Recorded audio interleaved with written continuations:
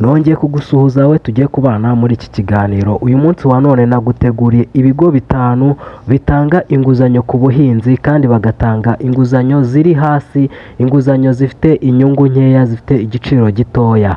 Muri ino video rero ndagira ngo nze kuba nakwereka ibigo bitanu rwose ushobora kuba wajyamo bakaba baguha inguzanyo nta bintu byinshi bagusabye, icyo bagusaba ari irangamuntu yawe kandi inguzanyo watse muri icyo kigo ikaba ari inguzanyo itarenza iminsi itatu. Nyuma y'iminsi itatu, hagati y'iminsi itatu n'icyumweru ukaba wamaze kubona inguzanyo watse muri icyo kigo. Nk'uko bisanzwe ni Tusode Baba, kora subscribe ubundi ukore no kunzogera ubundi tubane muri ibi biganiro ngiye kuba naguha. Reka dutangire. Uyu munsi wa none tugiye kuba twarebera hamwe amabanki agera muri 5 ushobora inguzanyo y'ubuhinzi, kuko hari abantu benshi cyane bagiye bagomeza kumbaza ahantu bakura inguzanyo y'ubuhinzi, ariko uyu munsi wa none naguteguriye urutonde rwa banki 5 cyangwa se ahantu 5 hizewe kandi hakora neza muri iki gihugu cy'u Rwanda ushobora kuba wakura inguzanyo y'ubuhinzi kandi ukishyura byoroshye kandi no kubona iyo nguzanyo bikaba byoroshye. Wumve neza,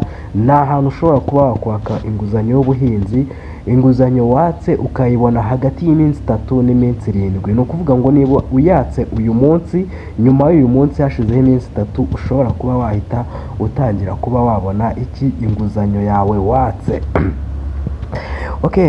Hari ahantu henshi mu Rwanda ushobora kubona inguzanyo zoroheje ku bahinzi bitewe n'icyo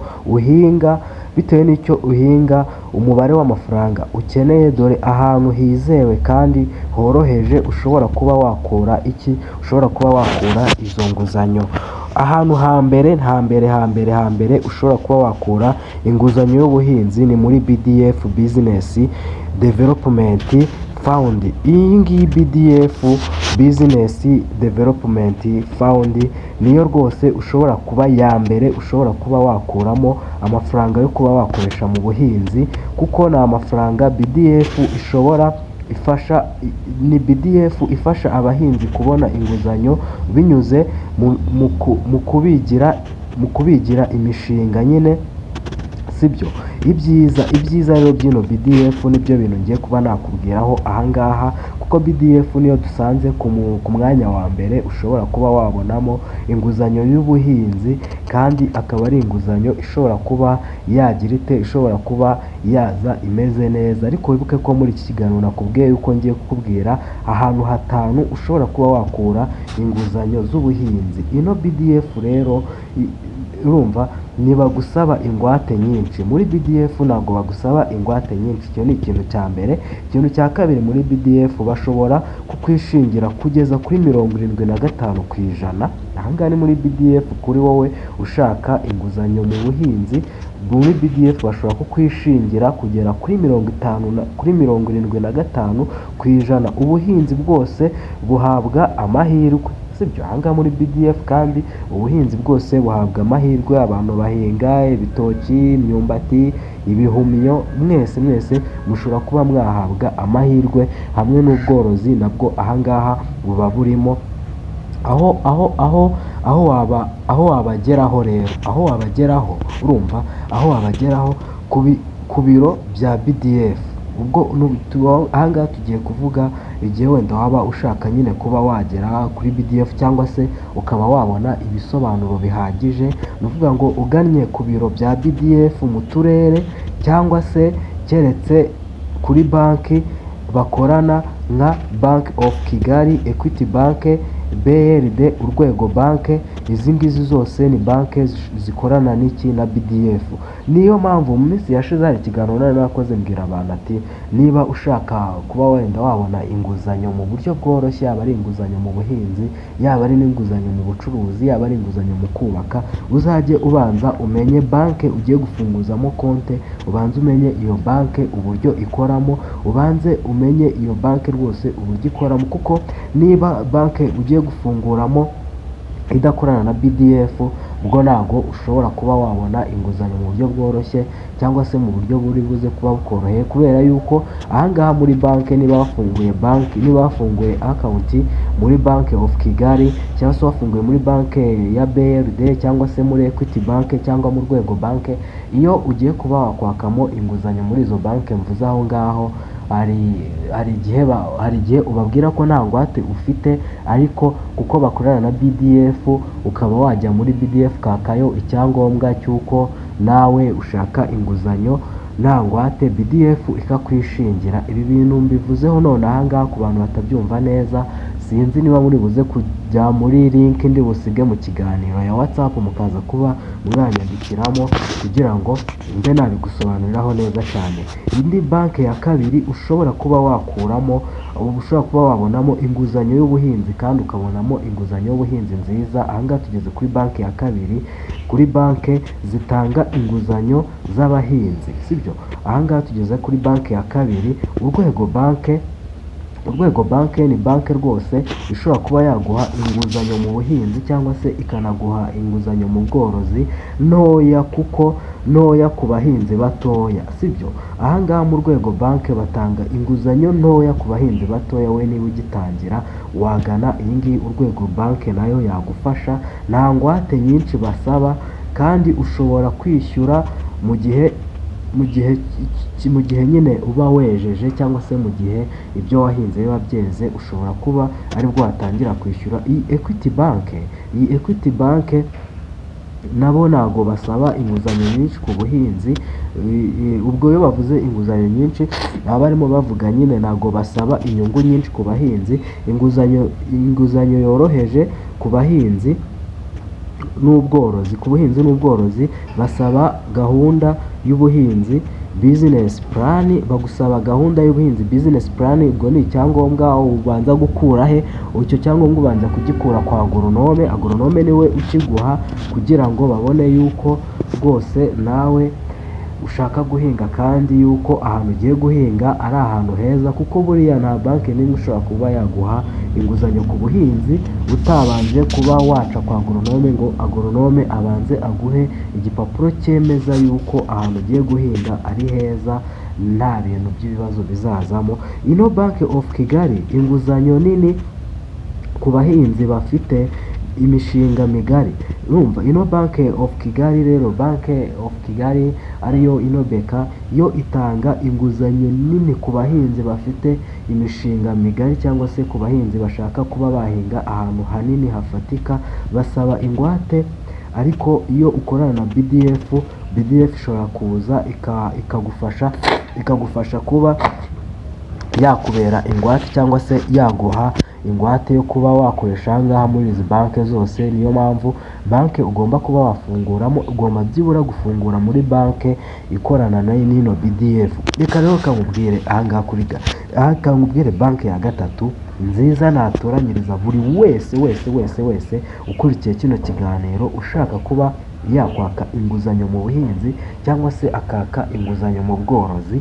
Iyi ngiyi niyo banki yonyine ngiye kuba nakubwira ishobora kugufasha kurusha izindi zose. Gusa n'izo nakubwiye nazo ni banki nziza cyane, ni banki zagufasha kandi ni banki zoroheje, ni banki nyine zegereye abaturage. Ariko noneho wowe genda aho ngaho mu murenge w'iwanyu, ufungure banki yitwa Sako, ushaka agatabo ka Sako ube wakwinjira muri banki ya Sako. Muri banki ya Sako niho hantu niyo yoroheje cyane. Banki ya Sako niyo yoroheje cyane ku bahinzi mu rwego rwo hasi, ku bahinzi bagitangira cyangwa se no ku bahinzi bakifuza kuba bazamuka.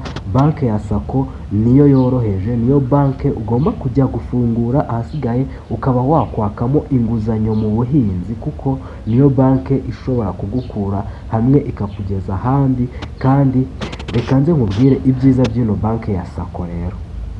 Basaba amafaranga make yo kubitsa mbere y'uko baguha inguzanyo. ni ukuvuga ngo muri banki ya sako ushobora kubitsamo amafaranga ibihumbi 50, bazarangiza bakaguha nk'ibihumbi nka 400 cyangwa 500. urumva muri banki ya sako ni ahantu horoheje cyane ku bahinzi bakiri bato bato. Umuhinzi wese ashobora kuba yagenda akifungurira akawunti aha ngaha muri sako, noneho muri sako wamara kwakamo akawunti ukabitsaho udufaranga duke, ubundi ugasaba inguzanyo mu buhinzi cyangwa se inguzanyo mu bworozi. Muri sako niho hantu honyine ushobora gusanga byoroshye cyane kurusha ahandi hose muri iki gihugu. None ni ukuvuga ngo inyungu ahangaha muri sako batanga, inyungu yabo iri hasi, kuko inyungu muri sako batanga, inyungu wowe utanga ni 10%. Niba wafashe ibihumbi 100 wishyura ibihumbi 110 cyangwa se ibihumbi 100 hafi aho ngaho. Sinzi mu bibare abantu b'10% mu bibare, ariko muri rusange inguzanyo yabo iri hasi cyane, kuko inguzanyo muri sako ni 10%, cyangwa se kuva ku 10% kugera kuri 14% bitewe n'amafaranga wafashe. Urumva iyo bigeze kuri 14% uba wafashe ya mafaranga ari hejuru ya miliyoni imwe sibyo? Ariko amafaranga ari munsi ya miliyoni ni ukuvuga ngo wishyura 10%. Urumva niho hantu horoheje hambere ushobora kuba wajya ugafatamo inguzanyo z'ubuhinzi aha ngaha muri sako. Abantu benshi cyane bagiye bambaza kuri iki kiganiro, nifuje umunsi kuba nabakorera urutonde rw'amabanki cyangwa se ibigo ushobora kuba wakuramo inguzanyo z'ubuhinzi, ariko uyu munsi wa none nje gusanga ino sako nayo ishobora kuba rwose ari banki ishobora kuba yagufasha, kandi ni banki ushobora gukura hafi aho ngaho mu murenge w'aho utuye, ushobora kubona utiriwe wirukanka ahantu henshi cyane. Mbibutse ko hari n'amasako muri ino minsi, nayo nzabakora urutonde rwa sako zisigaye zikora no kuri telefone, ku buryo rwose ushobora kujya kuri telefone yawe ukaba wakanda imibare nk'uko dukanda mobile money, ukaba wabitsa muri sako ukanabikuza muri sako. Hari sako zamaze kuba zabigeraho. Urwo rutonde narwo ndaza kuza kurukora, abantu muze kunyandikira muri comment mumbwire niba mubikeneye, mumenye sako ushobora kuba wafunguramo rwose konte aho uri hose, ukazajya uba wabitsa amafaranga yawe cyangwa se ukayabikuza, cyangwa ukamenya ibyakorewe kuri banki yawe ya sako. Ubwo na rutonde narwo ndaza kuza kubakorera. Iyo ngiyo ni banki ya gatatu, sako niyo nari mvuze ari iya gatatu muzoroheje ushobora kuba wakuramo amafaranga y'ubuhinzi bw'inguzanyo, cyangwa se amafaranga y'ubuhinzi n'amafaranga yo gushora mu bworozi ariko ari inguzanyo. Porogaramu zifasha guteza imbere abahinzi. Nayebu nayo yagufasha. Urumva nayebu yagufasha, buriya hari uburyo ushobora kuba waca muri nayebu bakaba bagufasha, bafasha kubona amafaranga yo gufata neza imyaka igihe wenda wamaze kuba wasarura, igihe wamaze kuba wagera mu gihe no muri rabu nabo bagufasha, bagufasha. Ariko ahantu ha gatanu banki ibigo by'imari. Amabanki n'ibigo by'imari bishobora nanone kuba byagufasha neza cyane. Reka aka ka gatanu nako nkanze kuba nakavugaho. Amabanki n'ibigo by'imari bishobora kuba byagufasha neza, noneho ukazamuka cyane mu buhinzi cyangwa se mu bworozi. Ni icyambere ni Kerikamu. Abantu bayizi, Kerikamu ifasha abahinzi, ifasha aborozi. Kerikamu ubundi meruka ikora mu majyepfo, niho hantu meruka ikorera, ariko ushobora no gusanga hano hose mu gihugu isigaye yarahageze, ku buryo naho ngaho utuye ushobora kubaza amakuru ya Kerikamu, cyangwa se ukanyandikira muri comment nkaba nzagukoreraho ubushakashatsi cyangwa se ubugororangingo, nkamenya Kerikamu ahantu hose irimo gukorera mu gihugu, nkaba nazakora urutonde rw'ahantu hose ikorera, nkaba nabikubwira. Dutere imbere nayo ni ikigega, cyangwa se ni umushinga ufasha abantu rwose gutera imbere. Dutere imbere nayo washaka ahantu ikorera. Dutere imbere, ikigega cyitwa Dutere imbere, cyangwa se umushinga witwa Dutere imbere, nawo ufasha abahinzi. Vision Finance, ino banki ya Vision France nayo sinzi niba ari banki cyangwa se niba ari ikigega, nacyo cyagufasha mu buhinzi bwawe. Inkotanyi Finance nayo yagufasha, abantu muhize kuba mwayishaka. Inkotanyi Finance nayo yagufasha, nayo ni ikigega nacyo rwose gifasha abantu kuba wabona ahantu wakura inguzanyo z'ubuhinzi. Ariko ibyiza noneho bw'ayo mabanki yose navuze, ibyiza by'ibyo bigega byose navuze, gufunguramo amakonte biba byoroshye, basaba ibisabwa bike, ni ukuvuga ngo aho hose navuze, haba ari muri sako, haba muri beka, haba ari muri equity bank, haba ari muri BRD, haba ari hehe hose, ahangaha mu Nkotanyi finance, aha muri vision, ahangaha muri dutere imbere, aha muri kirikamu, ibyiza byaho hose ni uko gufunguramo amakonte biroroshye kandi basaba ibintu bikeya, ntabwo basaba ibintu byinshi. Gufunguramo konte ujyana nimero yawe y'irangamuntu gusa, ni irangamuntu baba bagusaba, ahasigaye ugahita winjiramo muri konte yabo, ugahita utangira kubakorana nabo, ukajya ubitsa ukanabikura. Inguzanyo zaho hose nakubwiye ni uko zitangirwa hagati y'iminsi 3 n'7, ni ukuvuga ngo mu cyumweru kimwe inguzanyo watse uba wayibonye rwose, uba umeze neza cyane. Rero nk'uko bisanzwe ni Tusube Baba, kora subscribe ubundi ukore no kunzogera ahasigaye, ubundi turusheho kubana mu biganiro bya buri munsi. Ciao ciao.